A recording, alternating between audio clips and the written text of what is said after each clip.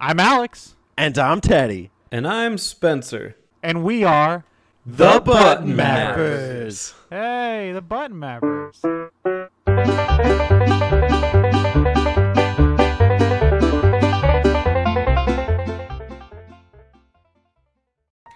I'm Spencer. And I'm Spencer. And I'm Spencer. And we are the Button Mappers. And we are here. Oh. We are here. Spin sets. We are the Button Mappers and these spin sets. You guys are the spin sets today. It's a beautiful December when you're listening to this. And we are doing a no-theme December game talk. That's an in-joke that only the three of us will understand. But it's super thrilling. It's been a hell of a year. We've done a lot of exciting game talks, and it's nice that this is the last one of the year of 2020. What are you trying to say about Game Talk? It's nice that we don't have to do anymore. No, I love Game Talk, but it's we've done 12 Game Talks in 2020. This is it. Okay. I think what you're saying is that the next game talk will be in the future. Exactly. So stay tuned for the Pokemon Sword and Shield DLC Game Talk. Yeah, well, Game Talk, as you guys know, is where we each bring a game to the table that we played, and we talk about it. And we have laughs, and we shed a few tears. We have a good time. But before we get to Game Talk, we always do the Q&A. So make sure to submit your Q&As for this video, and we'll answer them in the next Game Talk. Alex, got any big plugs? Yeah, thank you, Spencer. I was about to just jump in there and do that, but I'm glad you said it. Am I really that formulaic now? Pre-diddly-ictable? Yeah, is it that bad? Do I have to change it up? Well, see, where Teddy and I are different is I like predictable. I like the standardization. So I like to pass the torch to you to give us the plugs. Hey, if you're listening to this with your ear holes, follow us on Discord, and we'll talk to you on Discord. And while you're at it, why don't you go check us out on Apple Podcasts, a.k.a. Mapple Podcasts, where you can map the content to your ears. And usually we post every episode every Monday here on the YouTube channel, but I post every Sunday. That is, if everyone keeps up with their editing responsibilities. Spencer, back to you. Oh! He shoots it right back to me in a cutting remark. Oh, man. All right, well, let's get on to the questions. Ooh, disclaimer. If you're leaving a question for next time, leave it at only one. Yeah, Terry. Okay. We got one question apiece now, but that'll be on the next Game Talk starting in 2021. That's a New Year's resolution. All right. Or we'll just pick one for you. Yeah, so if you leave 10 questions, Terry, we're still going to pick one. So there's no way of winning. And it might be the one about swimming pools. Yeah, I like that one. Spencer, back to you. All right. Our first question is from the Itch Network. Is it really? I don't believe that. How are you ordering this? Technically. You're giving preferential bias. That's true. Yeah, those guys. Apparently the N64 controller is bad. Who knew? What's the best controller? I'm going to have to jump in and say the N64 controller. Alex, what's the best controller? GameCube, boy. GameCube all the way. And I'd have to go with the Xbox 360 controller. Really? You don't like the N64 controller? I saw 3 hands in your last video. I saw 4. I saw nail polish. That's a separate fetish. That's not related to controllers. It's a separate fetish. Who knew this hobby could be so diverse? Yeah. Yeah, I like the 360 controller. I think it's ideal and perfect. All right, Terry309 is asking, what is the best gaming-related Christmas present did you ever receive? And if you didn't receive a game-related Christmas present, then what did you want to receive? I hope we're all answering the first one. Nintendo 64!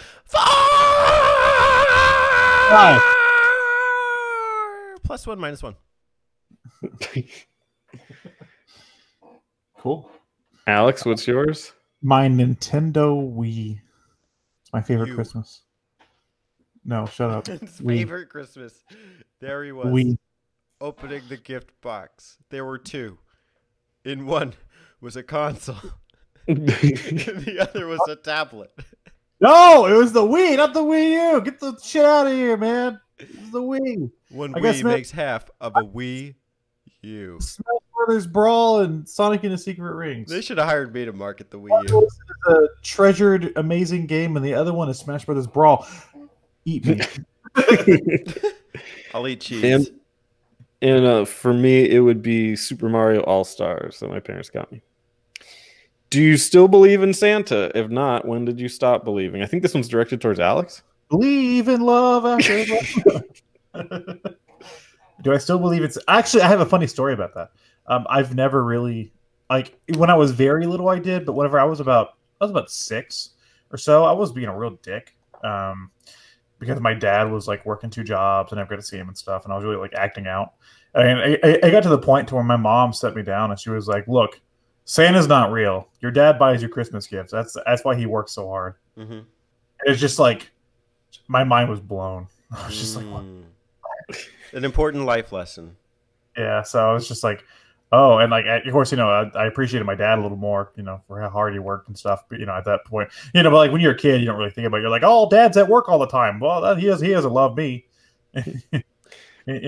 Who needs some mythical reindeer when you have a father? Yeah. Teddy, how about you? Yeah. Yeah. Yeah.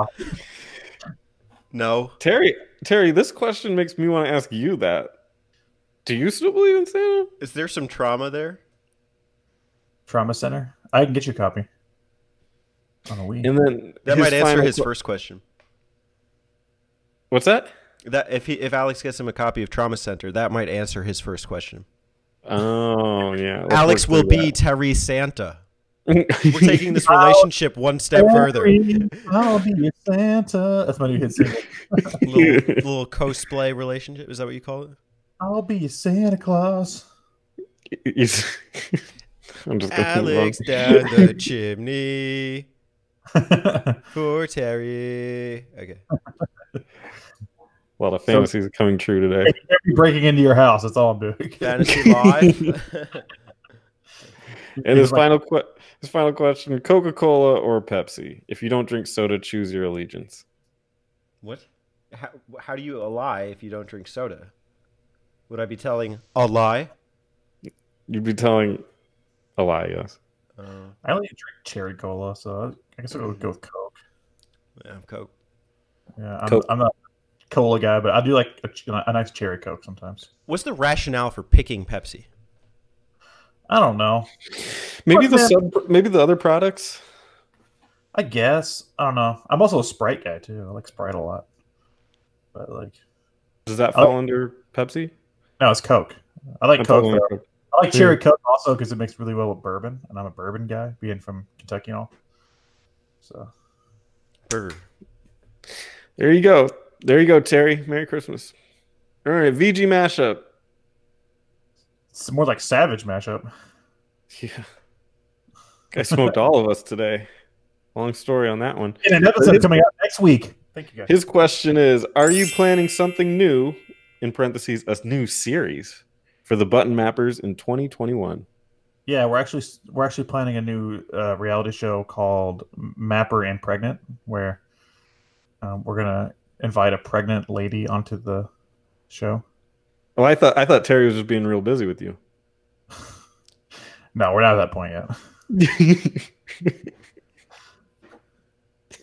I was thinking we'd actually, instead of doing the map out, do the mask out, where we wear Do our the mask. Mario. Swing your legs. It's like bring your mask to work day, which is like every day, but we document it, and until the coronavirus goes away, which is never. So we'll do mask outs forever. Spencer, HBU. Oh, nothing new. We actually asked the group a question. I'm not sure we got the response I was looking for, but No, I don't think we have anything that we were planning on doing new. The community has shattered Spencer's dreams and aspirations. But they don't know. Your 1 year trial will be up fairly soon. I just want to let you Oh know. no. So I guess we can. I guess the big thing we're gonna do is replace me. Yeah, with him on.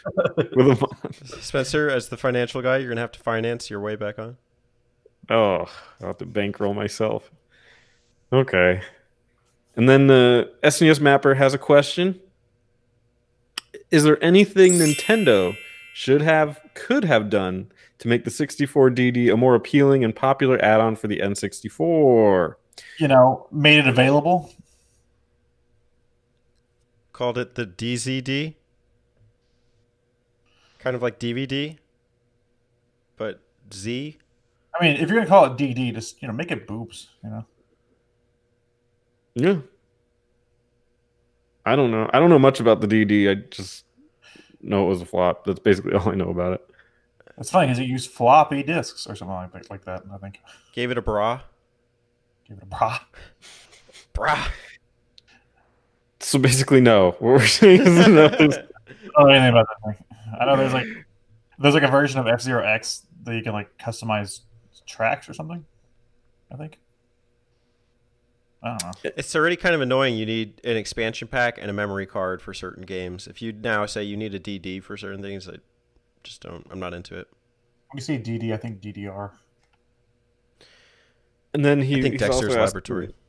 He's also asking who would win in an all-out brawl: the button mappers, the baton mappers, or the buffoon mappers?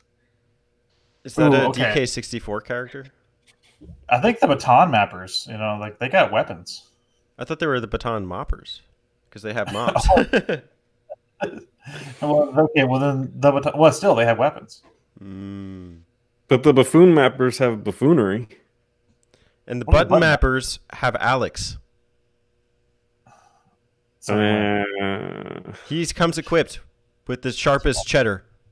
It's a wild card. Yeah. Plus, I got that Wii U for Christmas, so I got the tablet and He admits all the wire.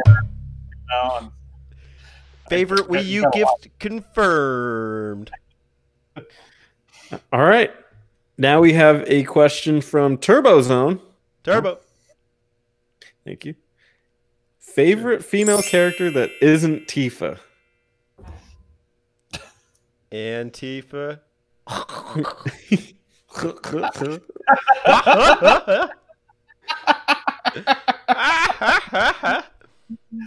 Favorite female character? Okay, sorry. Not Mario, Maria. Well, mine should be obvious if you see my Discord. It's a Harlequin from Chrono Cross. What is your guys? I love Batman. Mine is he just grunt. You let out a grunt whenever you upset a dog or something, and they give you a Samus Aran. Shit, what's left? There's a ton left. Give me some. I'm not thinking of any right now. I just picked Samus because it was easy. I picked Samus because I have a fucking Metroid canvas over my computer desk right now.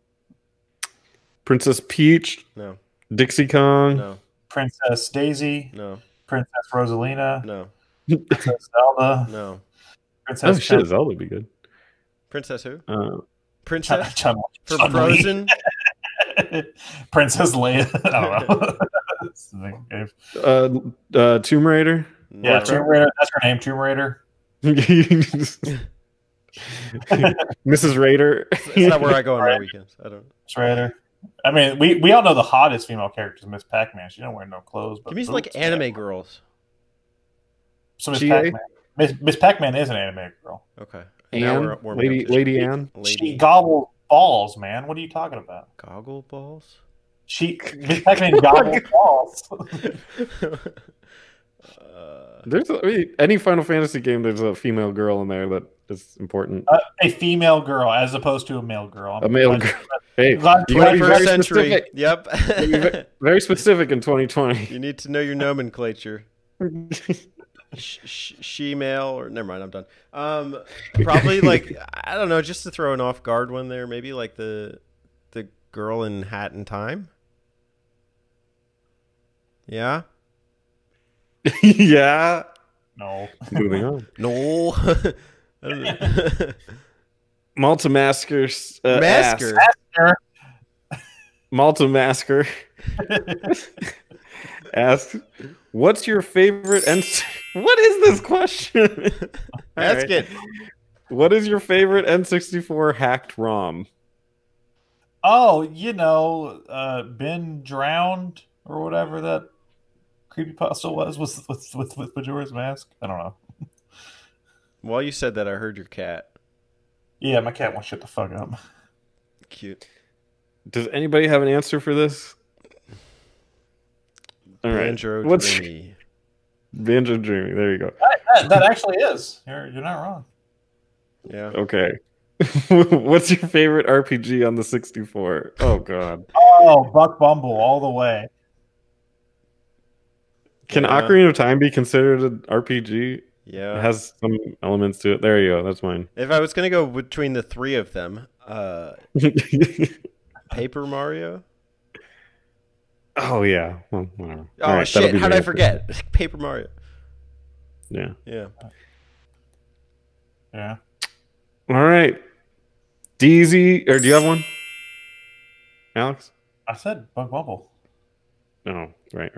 That's All right. correct. DZD is asking us, what game, N64 or otherwise, would you like to be re-released or remade? Great question.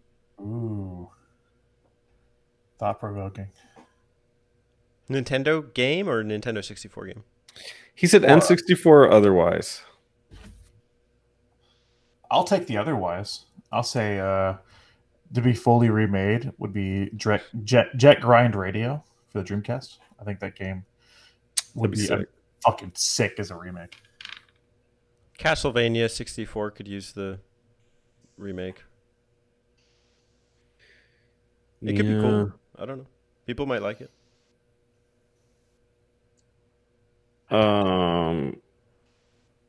Ooh. Oh. I'm trying to do N64 games, but I don't think there's. You ever just been like really hungry and like your stomach's like, oh. I mean, my answers are so darn predictable. I don't. Is it Chrono Trigger? I thought you liked That's what I would- predictable. That's what I would pick.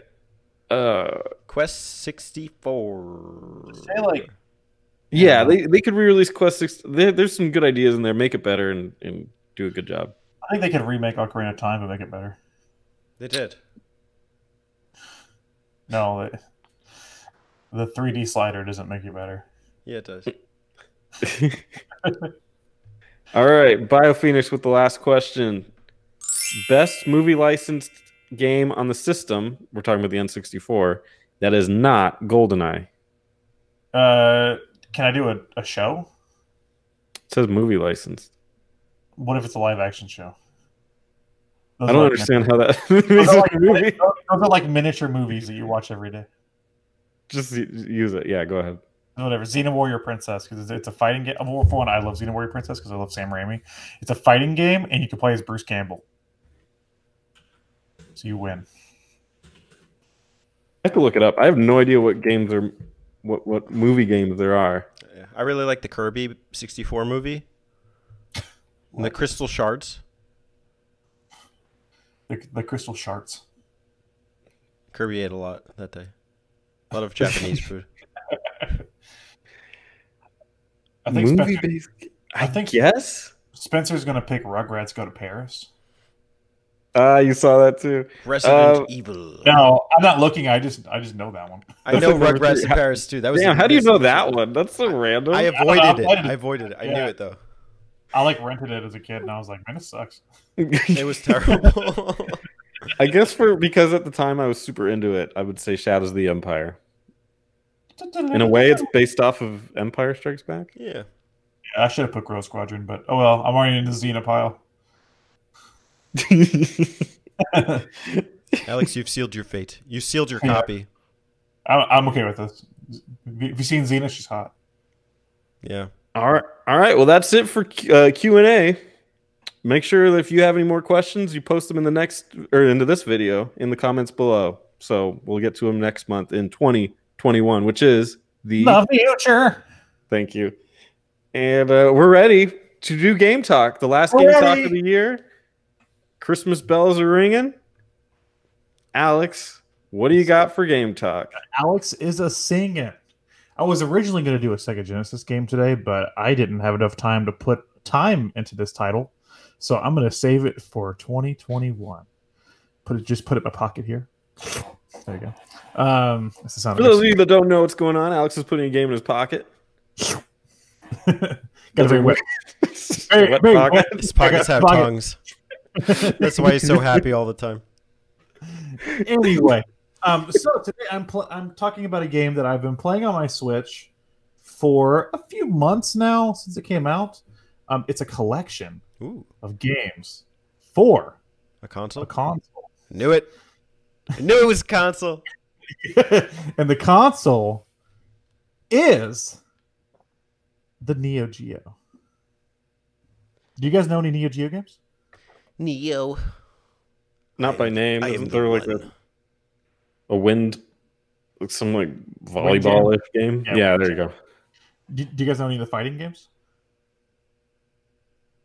No. I mean, not by name. I've seen them. I don't know them by name. The big ones are usually the King of Fighters. Yeah. Fatal Fury. There's the Art of Fighting. There's a bunch of those basic like Street Fighter-esque fighting games, which are still great. But there's one fighting game in particular that kind of like shatters all those in terms of creativity and originality, and that is Samurai Showdown. I've been playing the Samurai Showdown Neo Geo collection on my Switch, a collection of 7 Samurai Showdown games, one of them previously unreleased, and a shit ton of like museum archives with like interviews and history behind the series, and like it's super cool and in depth, and it was made by Digital Clips, who also made the SNK collection, which I did on Game Talk before, and the Street Fighter 25th collection. And the collection includes the Samurai Showdown games up till 5, and also has 5 special and the unreleased 5 perfect. So a lot of Samurai Showdown goodness there. And I've played Samurai Showdown, the first one, a ton on Genesis. I have the box on my backdrop for TurboZone. And it's a game I've always appreciated because it's like almost the polar opposite to Street Fighter. Something like Street Fighter or those kind of fighting games, you really want to focus in on like combos and quick movements and this and that. Samurai Showdown's slow and like methodical, and you want to take your time. Like it's a weapon-based fighting game, and every weapon strike could kill you. Like 3 hits, you could be dead with the right moves. So you really want to be careful and not really want to put yourself out there. You want to play more defense and try to find the right time to strike. And it works really well for the themes of like the feudal Japan, like samurai themes. I love that that era and like that sort of style. I have a collection of katanas of my own that I keep on display. Fantastic, and these games have great sprite work. The backgrounds are great. The music's fantastic. I love the little details. Like some levels, you'll be fighting, and there'll be like like crates of apples or something, trees or whatever it is in the foreground. And if you like swipe your sword to like hit your enemy, sometimes you accidentally swipe those items in the foreground and cut them in half, and they like fall apart during the battle. Very cool touches that just kind of bring this world to life here. And I wanted to talk about all the extra shit, because that's really what's special about this collection. Is not only do you get the 7 games along with their Japanese variants, which are the Samurai Spirits, that's the title over there, and also you can add different borders, change the controls or whatever, but you get the whole museum, which comes with the history of the game, so you can look through all the history of every title, even the ones that are on this collection. You get a mode where you can look at different characters in particular and learn about these characters' backstories, what their motivations are, just more about the world itself. You get developer interviews for all the games. You get all the music soundtracks in a little music player. You get more behind-the-scenes stuff, and you even get pro matches where you get to see what these games look like at like their highest play and see like commentary and stuff. It's a lot. Like there's a lot of love and attention put into this little collection of fighting games, and it's fucking awesome. You said that there's pro matches. What is the? Do you know what this game looks like in the fighting scene right now, or when was it the hottest? I mean, I would imagine back in the 90s, that's when they was big. I don't know if it's as big now. I know they had a PS4 newer reboot game that came out. Mm-hmm. That was pretty popular. I'm not sure if it's still played today or not, but I know watching the pro matches on this version, oh my god, like some of the players do shit that I can't even imagine, because it's like playing this game is almost like playing a game of chess or something. Like you really want to take your time and want to think of the best movements. Is it next to your copy of Spectrobes on the wall behind you? I'm not really seeing it. Spencer, do you see his copy of Spectrobes there? Disregard. In the middle? No, just messing around. I guess my thing is, well, first off, I love the fact that it's a compilation with the historical aspect. Having all those, added bonuses makes it feel like a real complete game, especially for compilations. My question is, I'm not the biggest fighting game fan. I do like some 3D fighting games, like the Soul Calibers or like the Virtua Fighters. How do you pitch this game as a single-player experience? Well, and it's funny you mentioned Soul Calibur, because this is, as far as I believe, this is the first weapon-based fighting game. Okay. Yeah. So it is very unique in terms of fighting games. It's not a 6-button fighting game like Street Fighter or something like that. It's very different, and it actually took me a while to get used to that. I was used to playing Street Fighter and games like that are very combo heavy. This, if you try to put yourself into that kind of situation, you're going to get fucked up. I think the single-player experience. It's hard to say. I know some of the later games do have story elements, like Samurai Shodown 4 and 5. There actually are little cutscenes and stuff between battles and stuff like that. They really do show the more story elements to the game. Other than that, I mean, they're arcade fighting games, so I guess multiplayer is the way you want to play it. Which this collection has online multiplayer, so there's incentive there too. To take these old games online and still be able to play them with other people. But I still find it fun just to play through by myself. I absolutely love the immersion that I feel. Like I said, I love this era of history, and I love the fact that like this game just oozes so much style when it comes to that. I can't say any of the names. I'm sorry, they're all in Japanese. It's like hard to pronounce any of the names in the game. I think the guy that I use, his name's it's like Yukio. He's a swordsman.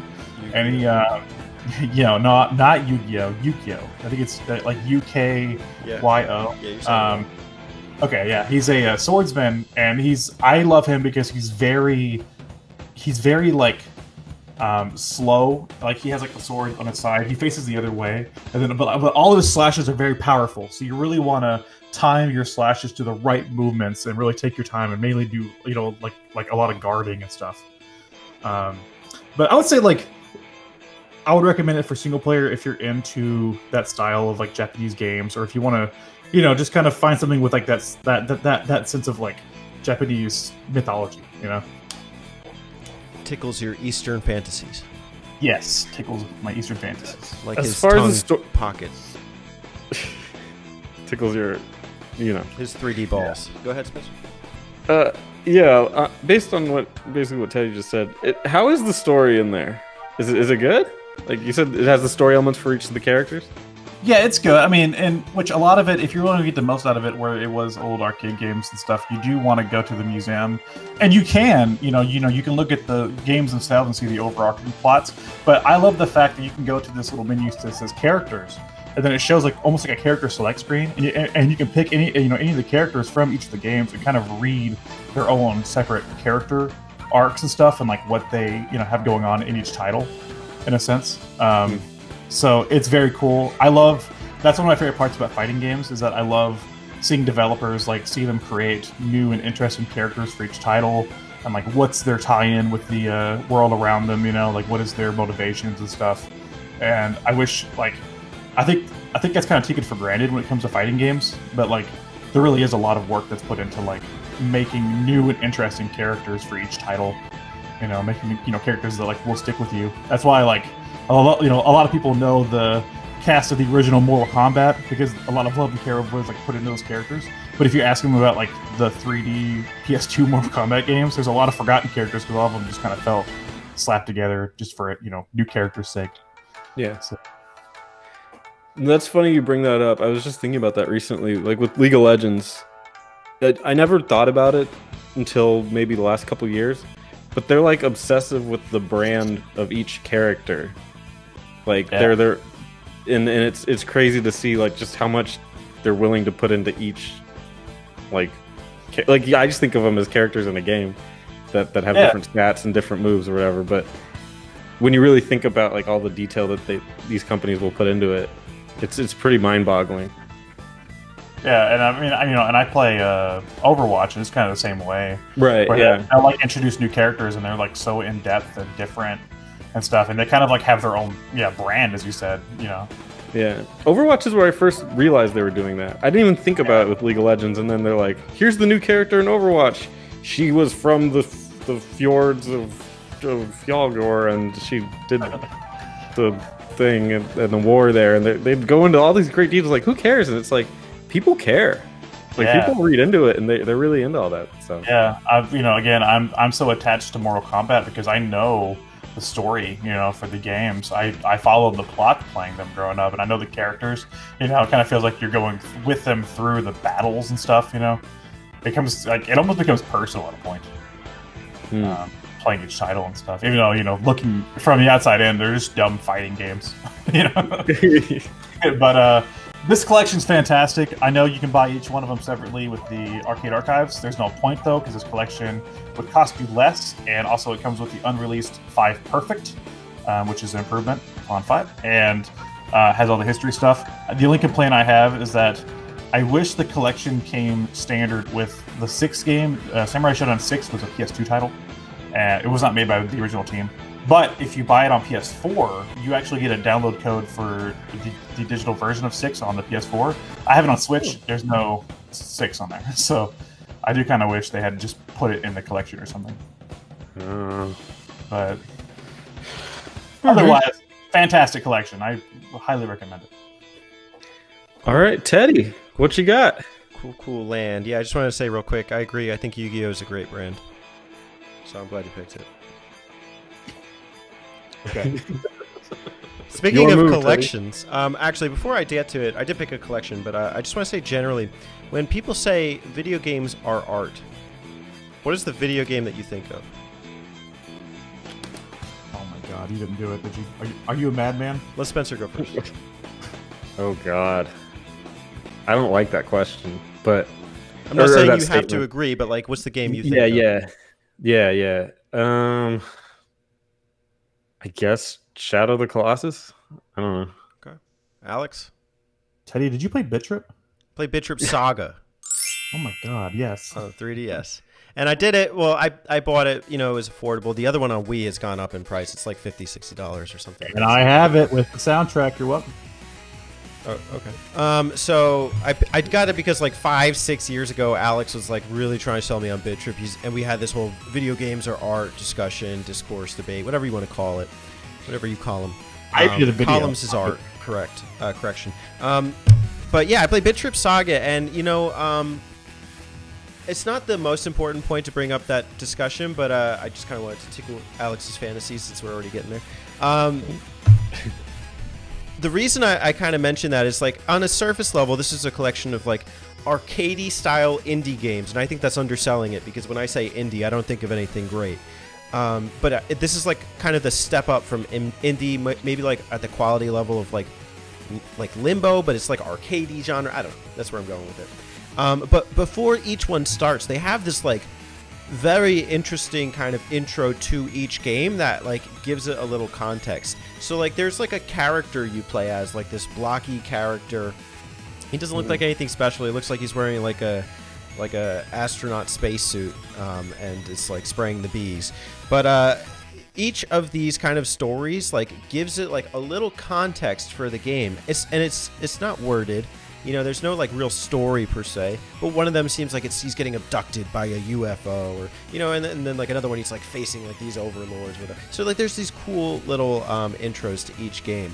Now I want to talk about I'm not going to talk about each game individually, but I will mention them by name. So they are Beat, Core, Void, Runner, Fate, and Flu percentage sign. I think that's supposed to say Flux, but I'm just looking at the screen here. Yeah.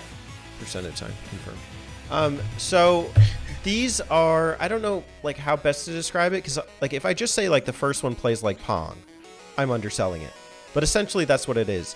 You get these little pellets that come across the screen, but it's like really intense Pong where they like, you know, like you have to keep up a combo, and then you go through different phases that you either stay above the phase or below the phase, and once you get to that lower kind of nether realm, you pass away, and then like your score, you diminish. The last game, Flux, is like that as well.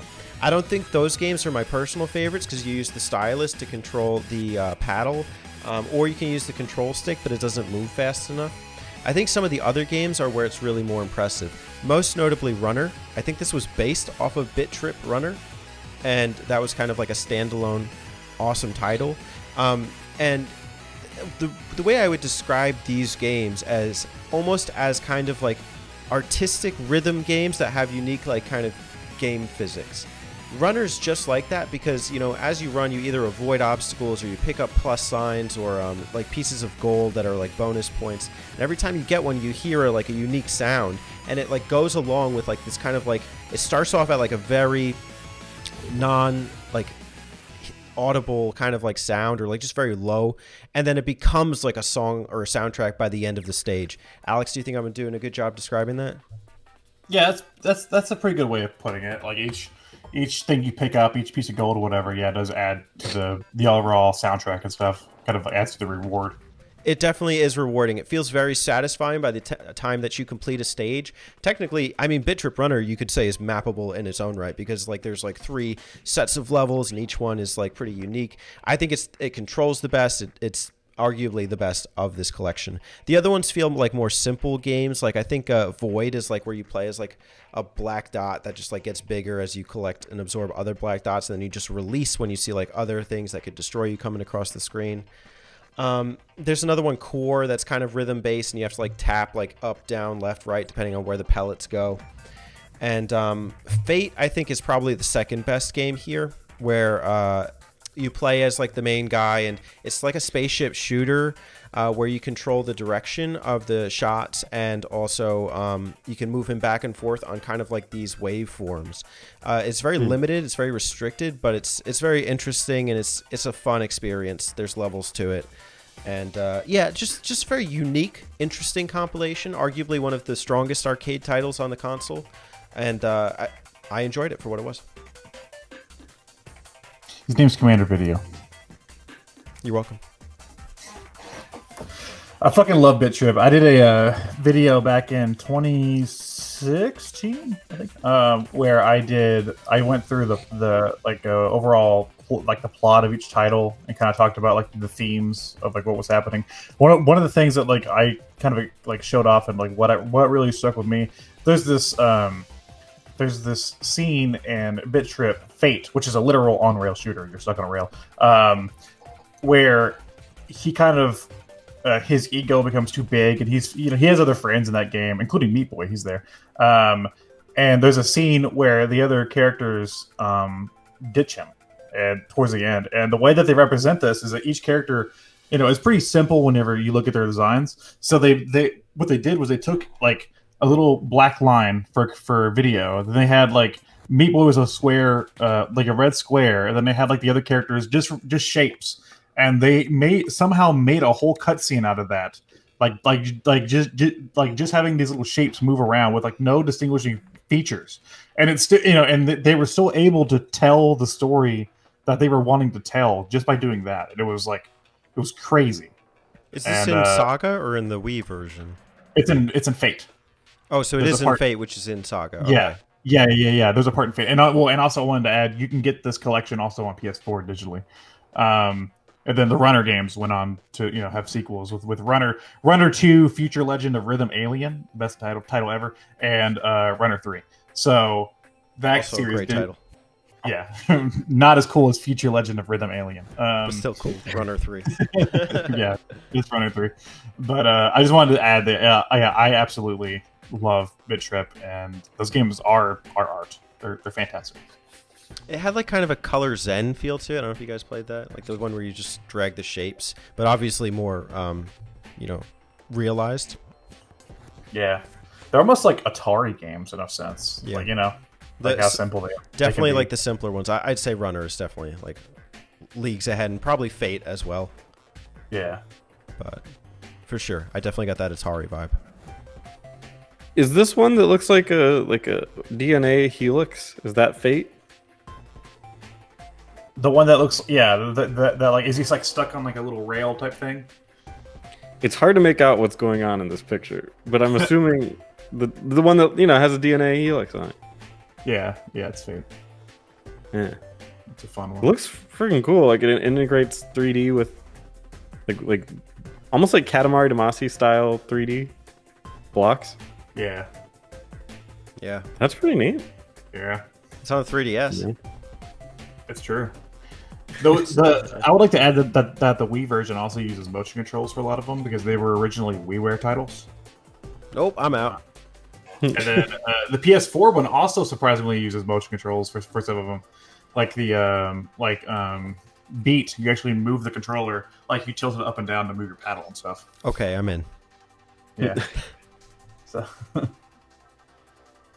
Teddy just kind of goes with the wind on this one. It's the swimming pool model. I'm out 1 minute, I'm out. The next I'm in. Cool. Spencer, here to anchor the game talk. What have you picked for this month of no theme? Well, I know we said no theme, but I wanted to pick a theme, and I picked Christmas. Hell no. The Christmas compilation released by Hallmark. A collection of cards you can send to all your neighbors via Gmail. Did game collections. What's your game collection? Oh, mine isn't well, I guess it's in a lot of game collections, but it's not a game collection that I played. Okay. Is it Elf Bowling? It's when you think of you guys asked a question, so I'm gonna ask you one. When you think of Christmas, who do you think of? Knights. Knights? Knights, yeah. The androgynous character? Rudolph. Oh, yeah. Who? Rudolph. Rudolph? You think of the Russia back in Russia, Rudolph? Yeah. Well, those are all wrong because what I played was Shrek. Cthulhu Saves Christmas. Fuck yes, dude. I'm wearing a Lovecraft shirt right now. Oh. Theme confirmed. Cthulhu's on my shirt. Call this Cthulhu Game Talk. This game Cthulhu blows.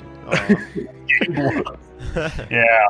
I was excited for it because it's a really classic style RPG, and they tout it's kind of like Dragon Quest, and like the older ones. And I guess in the fact that it's a turn-based RPG, yes, it is like those. It's very, very simple, and it's really sold on the writing. So you have to really, really like it when a video game tries to be funny, and tries very, very, very hard to be funny. It's very hit or miss with me, and when it's miss, it's painful to sit through because it's like slogs and slogs of dialogue. What it is Cthulhu it's technically a sequel because there's a Cthulhu Saves the World, and it's a sequel to that, but this time he's saving Christmas because somebody sent him a Christmas present. He knew that was wrong, so he goes to solve it, and he goes on a wild adventure with all these characters in it. It's like 4 to 5 hours. The combat is pretty simplistic, but I'm confused by the way that they decided to set it up. You're only given a certain amount of moves, and 3 of them are random. You're given 8 moves total, and 3 of them are random from like a pool. So you can't really pick them before the fight. And then there's like a lot of different classifications of moves, which is kind of cool. Like in a longer, better RPG, it's almost like in a Shin Megami Tensei game in that way. But there's like a lot of different things, and everybody has weaknesses to a lot of different things. So it would have been great to grow with that concept, but instead it's just very short. And it's basically broken up into dungeons, and you're in the hub of a town, but you can't explore it. You can just do little like dialogue quests, and then they just give you an item from it. And then you go to the dungeon and finish the dungeon, then go back to the town and do a bunch of dialogue quests. It's almost more of a graphic novel than an RPG, except it has dungeons in it. I was really let down. I was looking forward to it a lot. I've been looking at the series for a while, and I was excited to do it. But it's very, very on rails. One thing that I do like from it, though, is that it does have random battles, but you can just choose to fight battles whenever you want, and each area has a limited number of battles. So, like, an area will have 10. There will be 10 battles here, and once you've done 10 battles, the whole room is done. So you can just literally engage in the battle if you want right there, and just knock them all out. So that's kind of cool. Some good ideas, but kind of a shitty experience. It's funny you brought this game up, because I actually saw an advertisement from like Limited Run the other day where they were doing a run of this game for Switch and stuff, and I was like, that's interesting, because I'm a huge Lovecraft fan. I mean, and obviously I know it's not like following lore. It's kind of like using Cthulhu as a funny thing. Yeah. But I'm a huge Lovecraft fan. I think almost all of his writings I have somewhere in book form. So I saw that and I was like, huh, that's interesting. And then I just kind of like put it in the back of my brain. So I'm glad you're talking about it today, because I was like curious, like, what is that? What the hell is it called? Cthulhu Christmas? Cthulhu Saves Christmas. Cthulhu That's it. Cthulhu Saves Christmas. Is that the spoiler? Yeah. Spoiler alert. Well, I think it's making fun of a lot of those old like TV specials, like Kiss Saves Christmas, and like stuff like that. Yeah. It's very, very tongue in cheek. Cthulhu is obviously like a horrible monster, but the joke is that he's the good guy in this, and he talks and says a bunch of comical things. So you said it's RPG style, turn-based? Yeah. Okay. And do you have a party? Do you just play as Cthulhu? No, yeah, you have a party, and it's just it's so like basic, and I really don't like the move system that they have, where you like swap moves out and you only have a certain amount. I mean, some characters don't have. You can get to the point where they don't have any moves, and then it refreshes. But it's like you'll end up just healing your party for no reason because you can't do anything else. Like it's a really inefficient system. I really don't like the combat, so I can't really recommend it to anybody unless you really, really want to hear people write jokes. There's a lot of good RPGs for that. Our show. What's that? I said, then just watch our show. Yeah, you could just watch the Button Mappers. Yeah, we could just do written joke segments. Yeah. Like Knock Knock. Who's there? Sonic. Sonic Jones? It's me, Sonic! See, there you go. No need to buy Cthulhu Saves Christmas. You like written jokes, you've come to the right place. What a weird selection of games this episode, guys. Some might call it a weird collection of games. Wow. Yeah. Wow. We should have done Christmas games. I could have played Elf Bowling. Then you'd have to play Elf Bowling. That's true. I had a game on Wii that was what the fuck? It was Santa Claus is Coming to Town, like the old Rankin and Bass TV special. Okay. And it was like a 2D platformer. It fucking sucked. I would never have guessed. I was just curious. I was like, why did they make this like 60s TV special into a Wii game? It kind of makes sense because they marketed the Wii as like everybody's console. Yeah. So I guess they were shooting for like, well, if it is, then there should be somebody that wants this. It was me. It was Alex. I watch those specials every year. I know that song. Put one foot in front of the other. That song. No. You guys ever seen that special before? No. With like, it's the story of Santa Claus. He has a penguin sidekick. Definitely no. There's a snowy wizard guy in a mountain. Yeah, I saw Batman. No, that was Harley Quinn from earlier. Oh, okay. It's from Chrono Cross. You heard it here first, folks. Join us in January for Christmas Game Talk For Batman month. and the intellectual discourse on the lore of Santa Claus. Dude, we should do a Batman month. Dude, I'd love that. Can you guys give me your best Batman? A Batman. I'm not wearing hockey pads.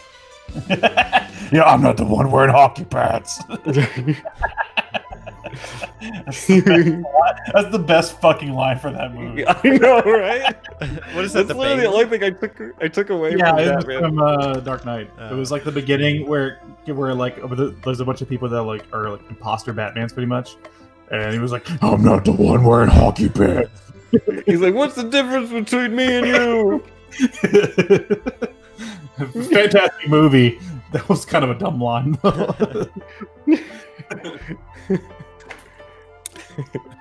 What about your impression? Go.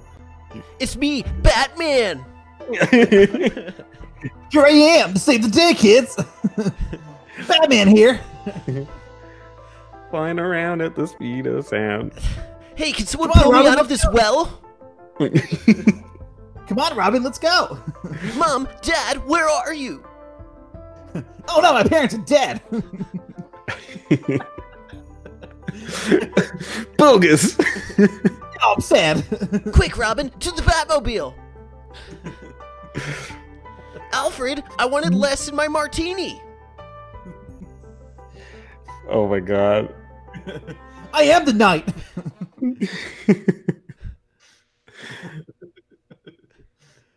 Well, that's game talk. Where is he? Where's Harvey, huh? Well, ladies and gentlemen, we'd like to wish you a very merry Button miss. and to all a dark night. Oh, holy buttons. Oh, Song. say, can you see? That's not Christmas. Oh, my fault. Let's go with it. By the Mapper's Delight. Spencer is here, and he played a shitty game this week. Cthulhu RPG. It should have starred Luigi. It's true, true land. That the combat was pretty bland. Oh, say, does your game talk go in a collection? Is it a samurai or a bit? Or a big piece of shit? That was perfect. Merry Christmas, Beautiful. Terry. And to all a good Terry. And don't forget- Sweet Terry! Hey y'all, don't forget to subscribe to them Button Mappers.